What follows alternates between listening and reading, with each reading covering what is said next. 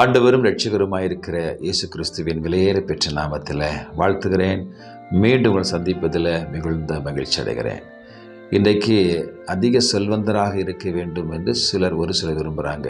எனக்கு எல்லா நிறைவான ஆசீர்வாதங்கள் வேண்டும். இந்த உலகத்தில் பெரிய வீடு வேணும், பெரிய இடங்கள் வேணும், என் பிள்ளைகள் நல்ல படிப்பு இருக்க வேண்டும், பெரிய அதிகாரிகளாக பிள்ளைகள் மாற வேண்டும் என்று சொல்லி பூமிக்குரிய அநேக நன்மைகளை ஆசீர்வாதங்களை தேடுகிறோம். அது தவறு அல்ல என்பதை உங்களுக்கு சொல்லிக்கொள்ள விரும்புகிறேன். இங்கே ஒரு வேத பகுதியில் இங்கே சாலமன் சொல்லும் பொழுது நீதிமொழி 30:9 நான் பெரிய ஐஸ்வர்யவானாக வேண்டாம், அதனால் நான் உங்களை மறுதலித்து விடுவேன், தரித்திராகவும் வேண்டாம், எனக்கு அன்றென்றைக்குள்ள ஆகாரத்தை எனக்கு தாருங்க, அது போதும் என்று சொல்லி இங்கே சொல்கிறதை கவனிக்கிறோம். இதை கேட்டுக்கொண்டிருக்கிற அன்பு சகோதரனை சகோதரியே, போதுமென்ற மனதோடு கூடிய தேவபக்தியை மிகுந்த ஆதாயம் என்று வேதம் சொல்கிறது. நமக்கு தேவையான ஒரு காரியம் தேவையான நேரத்தில் கிடைத்தாலே அது மன நிறைவோடு கூட வாழலாம். ஆனால் இன்றைக்கு அப்படி அல்ல. தேவைக்கு அதிகமாக கோடிகளை சேர்க்க வேண்டும் என்பதுதான் எல்லாருடைய விருப்பமும் எண்ணமாக இருக்கிறது. மனாந்தரத்தில் லட்சக்கணக்கான ஜனங்களுக்கு ஆண்டவர் ஆசையை நிறைவேற்றவில்லை, தேவையை நிறைவேற்றினார் என்பதுதான் அறிந்து கொள்ள முடிகிறது. அவங்களுக்கு தேவையான எதுவோ அது எல்லாவற்றையும் வனாந்தரத்தில் நிறைவாய் கர்த்தர் கொடுத்தார். அவர்களுக்கு உணவு கொடுத்தார், உடையை கொடுத்தார், தண்ணீரை கொடுத்தார். லட்சக்கணக்கான ஜனங்களை ஒரு குறைவில்லாதபடி நடத்தி வந்தார். ஆனால் ஆசை அவங்களுக்கு வந்தது. நாங்கள் நல்லா இறைச்சி சாப்பிட்டு வந்தோம் எகிப்தில், இந்த மன்னாவை தவிர எங்களுக்கு ஒன்றுமே கிடைக்கல ஆண்டவரே என்று சொல்லி தேவனிடத்தில் முறையிட்டாங்க. மோசத்தில் முறையிட்டாங்க, முறுமுறுத்தாங்க. மோச தேவனிடத்தில் போய் சொன்னார், இந்த ஜனங்கள் இறைச்சி கேட்குறாங்க, இவங்க எல்லாம் இறைச்சி கொடுக்க என்ன எங்கே இருக்குதுன்னு கேட்டாங்க. பாருங்கள், ஆண்டவர் ஒரு காட்சியை உண்டாக்கினார்.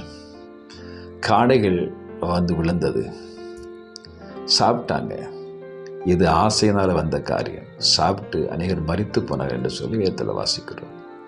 எனக்கு பிரியமான சகோதர சகோதரிகளே, அதிகமான செல்வம், அதிகமான ஆசைகள் ஆபத்தை கொண்டு வரும். போதுமென்ற மனதோடு கூட வாழ கற்றுக்கொள்ளுங்க. உண்ண உணவு, உடுக்க உடை, இருக்க இடம், இதுக்கு மிஞ்சினது எது வந்தாலும் அது நமக்கு வேதனை உண்டாக்குறதா இருக்கும். ஐஸ்வர்யங்கள், கனங்கள் பெருக பெருக வேதனைகளும் கஷ்டங்களும் பெருகும். எனவே தான் இங்கே பெரிய செல்வந்தன ஐஸ்வர்யமாக எல்லாவற்றையும் அனுபவித்த சாலமன் ராஜா சொல்லும் பொழுது, எனக்கு என்ன வேண்டாம், ஐஸ்வர்யம் வேண்டாம், பரிபூர்ணம் அடைவதனாலே ஆண்டவரை மறுதலித்து கர்த்தர் யார் என்று சொல்லாதபடிக்கு நமக்கு பரிபூர்ண செல்வம் வந்துட்டுனா பாருங்கள், ஆண்டவர் எங்கே இருக்கிறாரு, எங்கிட்ட திரளான பணம் இருக்குது, வேணும்னா அவருக்கு நான் கடன் கொடுப்பேன் என்று சொல்லுகிறவர்களை நான் காதாலை கேட்டுக்கிறேன்.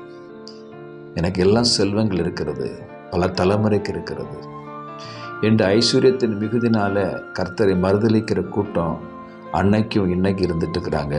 நீங்கள் அந்த கூட்டத்தில் இருக்கக்கூடாது என்பதை அந்த காலை வேளையில் அறிந்து கொள்ளுங்க. பாருங்கள், தரித்தினானபடினாலே திருடி என் தேவனுடைய நாமத்தை வீணிலே வழங்காதபடிக்கு, தரித்திரம் கஷ்டம் வரும் பொழுது பாவம் செய்கிறதுனால தேவனுடைய நாமத்தை வீணில் வழங்காதபடிக்கு ஆண்டவரே என் படியை எனக்கு அளந்து என்னை போஷித்தருளும் என்று ஒரு விண்ணப்பத்தை வைக்கிறார். எனவே இந்த காலை வேளை வார்த்தை கேட்டுக்கிற அன்பு சகோதர சகோதரியே, நீங்கள் கேளுங்க, ஆண்டவரே எங்களுக்கு, எனக்கு, குடும்பத்துக்கு, பிள்ளைக்கு தேவையான நன்மைகளை ஆண்டவரை எங்களை தந்து எங்களை போஷித்தருளுங்க, அது எங்களுக்கு போதுன்னு சொல்லுங்க. நிச்சயமாக ஆண்டவர் கேட்காத எல்லா நன்மைகளையும் நிறைவாய் தந்து குறைவில்லாதபடி இந்த நாள் நடத்துவார். இந்த நாள் முழுவதும் நீ சொல்லிக் கொள்கிற வார்த்தை, ஆண்டவரே என்னுடைய படி என கலந்துள்ளோம், என் தேவைகளை சந்திங்கப்பா, நான் யாரிடத்துலையும் கையெந்தக்கூடாது, கடத்திற்காக யாரிடத்துலையும் போகக்கூடாது, யாரையும் நம்பக்கூடாது, உண்மை நம்பி இருக்கிறேன். என் தேவையெல்லாவற்றையும், என் குடும்ப தேவையெல்லாவற்றையும், என் பிள்ளையோட தேவையெல்லாவற்றையும் நீ நிறைவேற்றுங்கன்னு சொல்லி கேளுங்க.